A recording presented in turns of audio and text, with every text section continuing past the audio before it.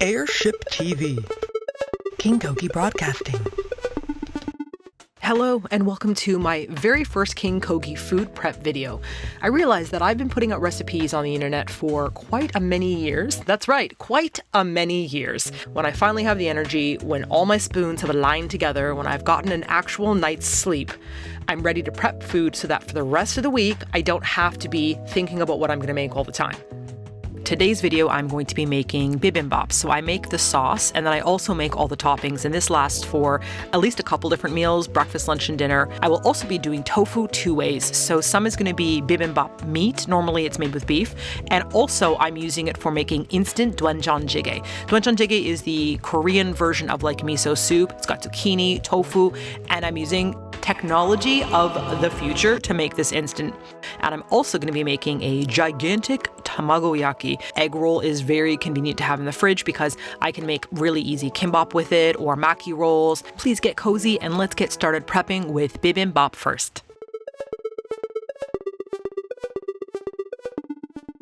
Time to make the bibimbap sauce, which is spicy and it's a little bit sweet and it's also savory and it's got that sesame seed taste to it. It's so tasty and pretty easy to make. I'm using just a spoon to measure this, so you don't have to be super precise with this. We're going to be starting out with 6 big tablespoons of gochujang. I did add 3 tablespoons of hot water. It just helps the gochujang kind of soften up a little bit and be a little bit thinner. Plop in 3 tablespoons of sesame oil, 3 tablespoons of toasted sesame seeds, 3 tablespoons of sugar, and we're going to do 3 teaspoons of white vinegar. Okay, that last thing was a bit of a lie. I'm using Korean plum vinegar, but it's very specialized, so if you don't have a Korean grocery store nearby and you have all the other ingredients, you can use a rice wine vinegar or a white wine vinegar. That will be good enough. And now you just have to beat the heck out of this. Like, it's a sticky, icky sauce, you guys, so beat it as well as you can, and once it gets nice and smooth and velvety looking, all the oil has been incorporated, the vinegar and the hot water will help all that break down, and then I just put it into my little bibimbap sauce container and I just keep topping it up.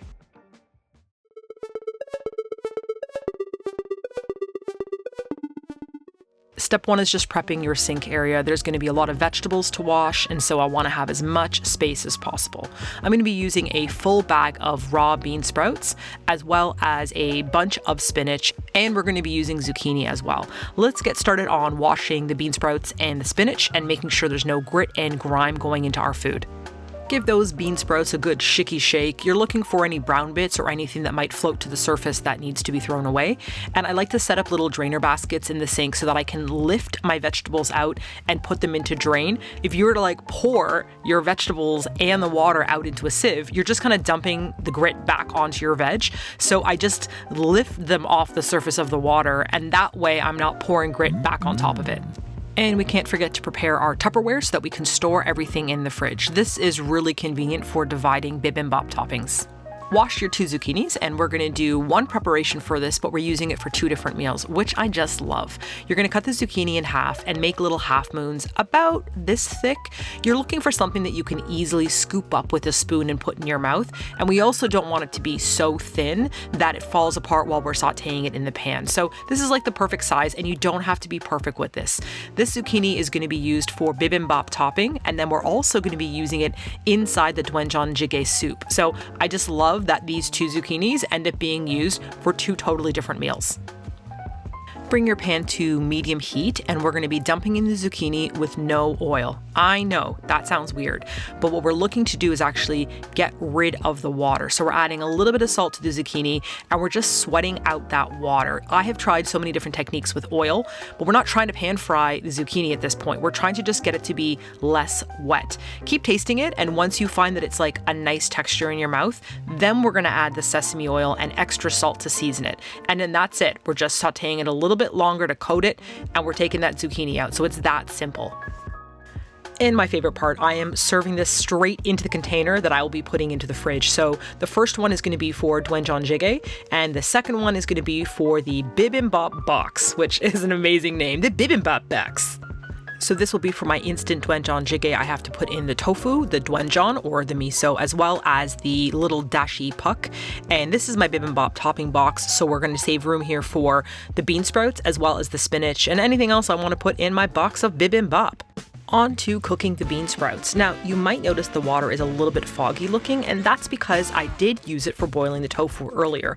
I'll show you how to do that as well, but I don't believe in dumping out the water every single time. I just salt the water, I do the tofu, I drain the tofu, and then I do the bean sprouts next. And then once the bean sprouts are done, I will be then using it for spinach. Spinach comes last because it can dye the water a bit green, and then anything white can have a weird sickly green tint to it. Depending on the thickness of the bean sprouts that you buy, it can take 4 to like 10 minutes to cook them. These ones were like about 4 minutes or so. So all I do is just take one of the sprouts out and I'll just throw it in some cold water to shock it, and then I give it a taste. We're looking for that little yellow bean to be a little bit crunchy, but not so crunchy that it feels like you're biting into a raw bean. If you overcook it, the little white parts of the sprout can just kind of like disintegrate. So just keep an eye on them. I usually go for about 4 minutes or so, but again, dump it in the cold water, give it a taste test, and when it feels right, start scooping them out and putting them into your cold water bath. And then that way you can use that hot water for your spinach next. Just using your hands, just kind of move the bean sprouts around to make sure that they're getting chilled. I like to go a shika shika, a shika shika, a shika shikao, and then I go, that's long enough, Martina. And you're gonna toss this in a really simple Korean type of seasoning. We're doing sesame oil, we're doing gochujang, which is Korean dried red pepper flakes, and you're gonna add a little bit of salt and some sesame seeds. Just taste it, and it needs to be seasoned to your personal liking. Some of this is gonna go into my bibimbap prep box, and some of it I'm just gonna have for eating as a banchan or a side dish for any other dish. All right, we're on to our last veg prep. Let's go spinach time. That's right, let's go spinach time. It doesn't take long to cook the spinach, maybe 30 seconds to a minute. We're just looking for it to be a little more wilted, not like super duper crispy in your mouth. And then we're gonna put it straight into a cold water bath to stop the cooking process. We're gonna squeeze out the water and toss it with some sesame seed oil, sesame seeds, and salt. And that's it. We can pack up our bibimbap box. We're gonna add in the spinach and the bean sprouts, and then we have everything in one little section. It's so cute. I have leftover bean sprouts, and because I've already seasoned them with salt, they'll continue to release moisture, so I found storing them in a container that has a drip bottom. You see how it separates the liquid from the bean sprouts? It just helps it last longer in your fridge.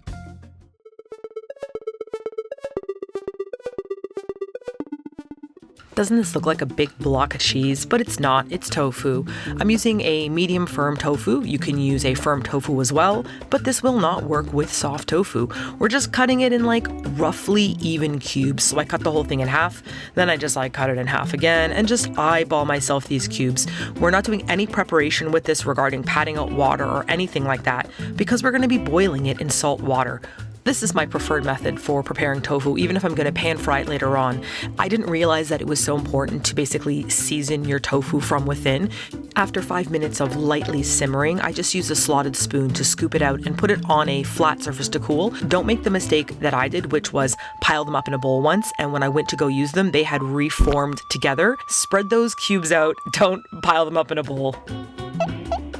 I'm going to make a quick marinade for the tofu that I'm using for bibimbap. So I'm just doing kind of even parts of soy sauce, sugar, and sesame oil, and just blending them together so that they merge. And then I'm gonna add about a quarter of the tofu and let it soak inside that marinade. I'll just kind of flip it around upside down, making sure it's a very well sealed container so you're not leaking sticky, delicious marinade all over your counter or fridge. And I'm not gonna put it in the fridge yet because the tofu is still warm, but it absorbs the marinade much better this way.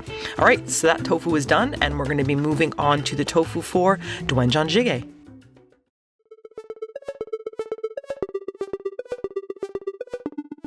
So in order for your Doenjang Jjigae to taste delicious, we're going to be using anchovy stock, and this is the technology of the future I was telling you about. These are little compressed pucks, so when I'm ready to eat Doenjang Jjigae, I just add hot water and it will all come together instantly in a way. And yuksu is just Korean stock, so it's made with myeolchi, which are these little flavorful fish, and I normally buy them in these little soup stock tea bags where you have to soak them in water in order to get the flavor out of them. But there's also instant varieties, so you can use the powdered kind, or these little pucks, which I am loving for food prep. Now to build our soup, we've got our glass container, which has the zucchini that's pre-cooked inside of it, and we're going to be adding about 2 very heaping tablespoons of doenjang paste or miso, any kind that you want to use that is a darker variety. You don't want to use like a white, yellow, light miso paste, or it just won't taste the same. I'm adding in 2 of my instant yuksu pucks, then I'm going to add some chives on top. Normally you would add green onions, but since this is going to be instant for the future, I'm using dried. We're just going to give it a couple of shakies. That's the measurement tool that I'm using right now. And now, all your leftover tofu that you haven't marinated, just unceremoniously place it on top of everything. Once everything's cool enough, I'm just going to put on the lid and it will go in the fridge and it'll keep for at least 2 to 3 days.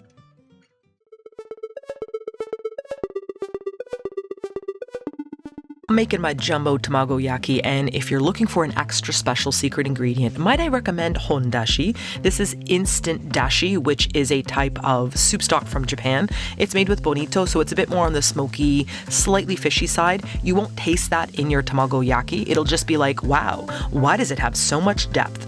If Tamagoyaki is brand new to you and you have no idea what I'm making right now, I did do a Japanese breakfast video where I showed you how to make this from scratch. So I will include a link inside the info box so that you can check out that video and you can get rolling with your eggs. I am really resisting doing a Limp Bizkit joke right now. You keep rolling. Beep.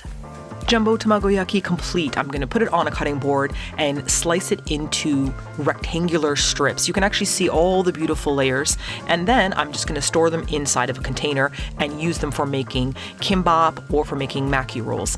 This is for Korean kimbap, which is different than a maki roll, which is Japanese.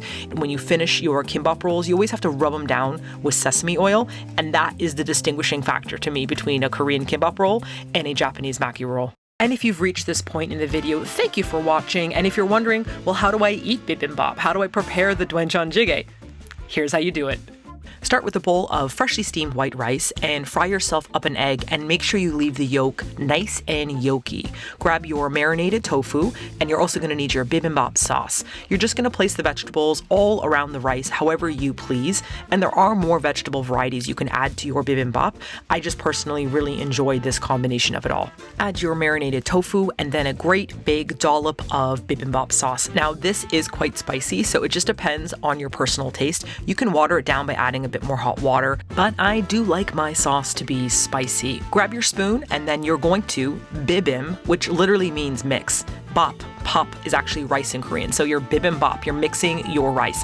And I also recommend some Korean seaweed just chopped up on top. The Korean seaweed usually has a sesame oil or even an olive oil finish, and it just makes the whole thing come together beautifully.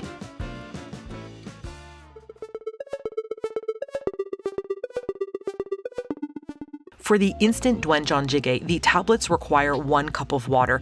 I went for more than 1 cup of water. It's just up to your taste because the miso or the doenjang you're using is usually quite salty. So we did about 2 to 3 cups of water and we just warmed it up on the stovetop. Since everything is already cooked, it's just about bringing it up to heat rather than death boiling it because everything's already cooked.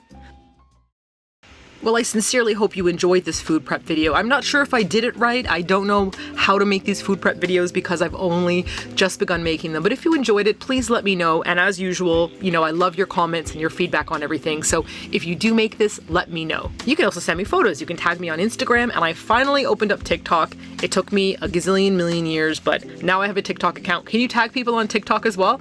I don't know. I didn't intend on ending this video with Meemers in my lap, but he came in meow meow meowing, and so now we have a little feature with Meemers. Yeah, you're the goodest boy. Alright everybody, keep keeping it cool in the King Kogi airship, and I will see you on the internet. Captain Martina and Dr. Meemersworth out. You gonna say goodbye? Good job.